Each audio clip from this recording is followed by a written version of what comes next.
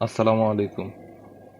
যারা সরকারি বেসরকারি বিদ্যালয়ে ভর্তির জন্য আবেদন করেছিলেন তারা সবাই রেজাল্টের অপেক্ষায় আছেন। ডিজিটাল লটারির মাধ্যমে এই রেজাল্ট প্রকাশ করা হবে। শিক্ষা বোর্ড থেকে আগে জানিয়েছিল ডিসেম্বর মাসের 12 তারিখ ডিজিটাল লটারি অনুষ্ঠিত হবে, কিন্তু গত 2 দিন আগে এই লটারির তারিখটি পরিবর্তন করা হয়েছে। ইতিমধ্যে নতুন লটারির তারিখও তারা ঘোষণা করেছে। যারা আবেদন করেছিলেন তাদের সবার কাছে এরকম একটা আবেদন কপি আছে। লটারি অনুষ্ঠিত হওয়ার পর রেজাল্ট প্রকাশিত হবে। অনলাইনের মাধ্যমে আমরা রেজাল্ট জানতে পারবো।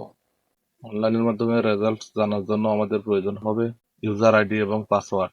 আবেদন করার পর টেলিটক সিমের মাধ্যমে আমরা একটা পেমেন্ট করেছিলাম। সেই পেমেন্ট করার পরে মোবাইলে এসএমএস এর মাধ্যমে আমাদেরকে একটা ইউজার আইডি এবং পাসওয়ার্ড দিয়েছে।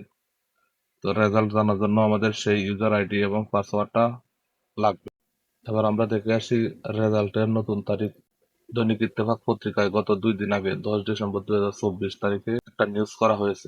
জানা গেল স্কুলে ভর্তির লটারির নতুন তারিখ। সারা দেশে সরকারি ও বেসরকারি স্কুলে ভর্তির লটারির তারিখ পরিবর্তন হয়েছে।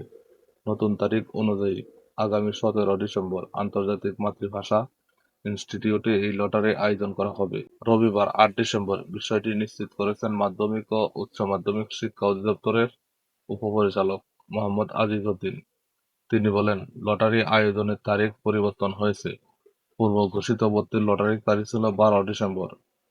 এর পরিবর্তে লটারি হবে 17 ডিসেম্বর।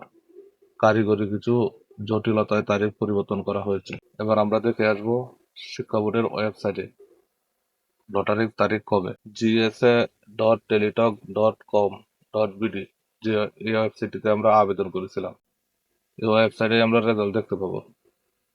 এখানে তারা লটারির একটা কাউন্টডাউন শুরু করেছে। 6 দিন 10 ঘন্টা 19 মিনিট 26 সেকেন্ড।